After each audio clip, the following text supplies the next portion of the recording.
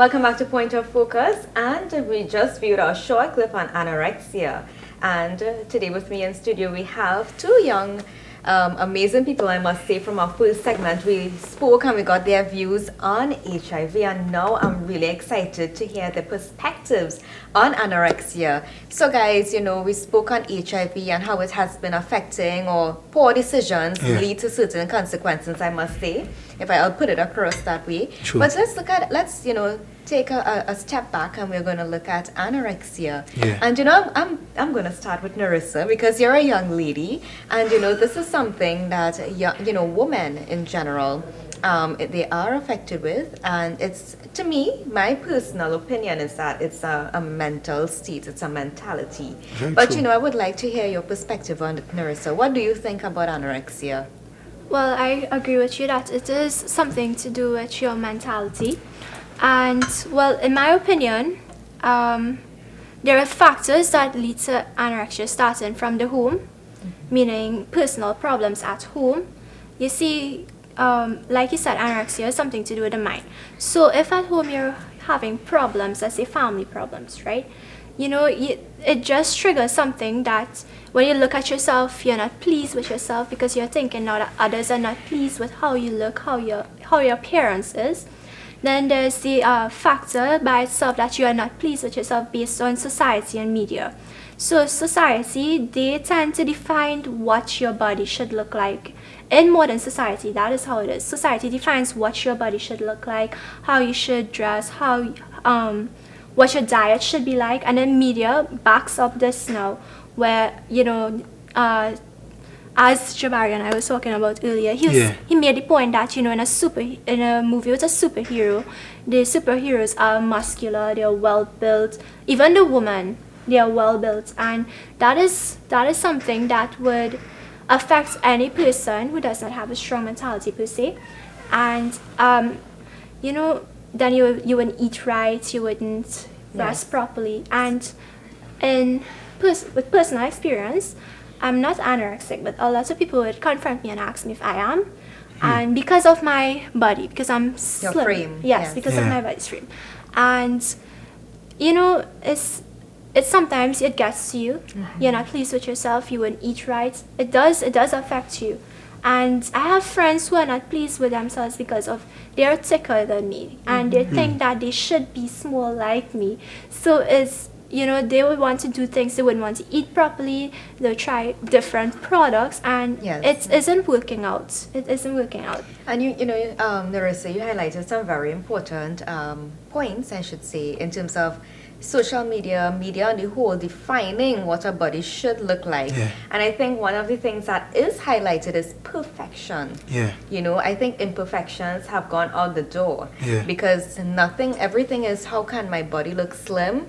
What's the best size to have? That Pepsi Cola figure, everything. It's about how do I look? How am I accepted by those in society? True. Which I think is wrong, because you as an individual should be very happy with yourself. True. That's right. Whether you be thick, whether you be thin, whatever your size, you should be happy with yourself. But Jabari, let me hear your thoughts in terms of anorexia. Well, that's to continue what Narissa was saying. It is that whole concept of perfection. Yes. It's the whole keeping up with the Kardashians lifestyle. So that most of us don't understand that when you open a magazine and you look at the television, a lot of the times these images are photoshopped. Yes. They have been edited. So just like you, so-called celebrities, they have cellulite, they have stretch marks, they have lumpy skin. It's just like they have imperfections, scars, but you won't see that. And when you look at yourself and you're like, look how I'm looking. I think that women, especially women, they really struggle with the whole concept of self-esteem. Yes. And I have female friends who will be like, you're very beautiful, being genuine. And they're like, no, I'm not. And I always tell them that it's because That's right. most women, for some weird reason, they can't accept their beauty. They're always looking at the imperfection. They don't know what it is, but and especially in this country, we have so much beautiful women. Yes. So much beautiful ladies. It's hard to walk in there and say, wow, the count, wow. But women those who see that perception. I think mainly because a lot of times it's always the outward look that Exactly. and not what's inside. And the beautiful thing about a person is what's inside. Exactly. You know, and that's the first thing that attracts me to someone True. is what's inside. Anyone that I meet, because I'm so excited to discover and really learn something about that person. Everyone you meet, you learn something new. Yeah. And that's the beautiful thing about human treasure is beings. inside of you. Yes, and I think a lot of times media has advertised it and has labeled it as, Yeah. you know what, it's all about the outside. True. How do I look? How do I dress? You know, all these things, which I think I totally disagree to some extent. true. You know, I'm not saying you're going to look, you know, horrible and your worst, you know, get out of bed and you stay like that. But, you know, at the end of the day, it's who you are, you know, being That really comfortable matters. with Yeah. yourself. You know, and I That think shines through. yes, and even for young people, as you were saying, Narissa, you know, there are young ladies who may be your friends and they want a small structure, but why? My question is why? Yeah. Why do you think? Because again, it all leads back to society. Society is very blatant per se.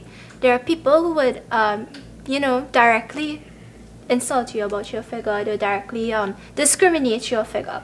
And that is something that needs to be stopped because, you know, at the end of the day, everyone has some sort of imperfection, as you were saying. And what really matters, and I agree, is that what is inside. Because a person can be overweight and be very highly educated. And intelligent. Yeah. So yeah. Oh, well, that's great. And Jabari, what about you? What advice would you give to a young woman who is looking on, or even anyone who is, you know, suffering or is challenged, I should say, with anorexia? What advice? You're a young man, and you know, I know men have their way of thinking when it comes to these women. things. But what are your thoughts? But I think that there's nothing more attractive about a woman than a woman that is confident about herself. I know most of when a woman has a mate, she would show the weaker parts of herself to him. But for anyone struggling with that, know that you are beautiful, know that you are capable, and know that whatever you may be seeing in the mirror, you have to ask yourself, what is the real that people are seeing? I don't know if I could share some of the information I got in terms of like the medical aspects of it, but when I'm doing the research on this, I found out that there's a great connection, right, between depression and these mental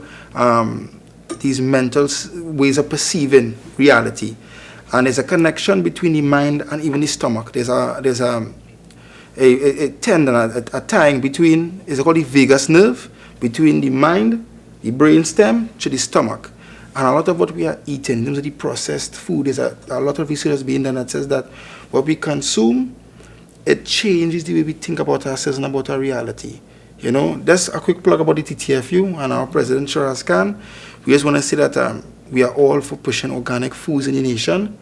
And with the whole concept of organic foods in agriculture, to bring it back to a place where it's like, we look at ourselves as able to produce for ourselves. We look at ourselves as able to be beautiful on our own. It's all about, in terms of anorexia, it's a perception. Yeah. You are beautiful, you are a Caribbean woman, you are a Trinbagonian woman. Live in that and walk in that. Well, thank you very know? much, Jabari. I'd like to thank you as well, Narissa. It was great having you guys on set today. You're I welcome. must say that this has brought us to the end of our program, but I would love to have you guys again course. on a future segment to discuss more of the issues that we face as young people in our nation. True. So this has brought us to the end of Point of Focus. A special thank you to Mr. Anderson Figaro from the Voice of One Overcomers Club, as we had him as our guest to discuss HIV. Special thank you to Mr. Jabari Lynch, he's the General Secretary from the Trinidad and Tobago Farmers Union, and a special thank you to Miss Narissa Changa from Holy Faith Convent. So I'd like to thank you, our viewers, for tuning in again to Point of Focus. I'm Sarah Nangu, and you've been watching Point of Focus, where we focus on the issues that matters to you.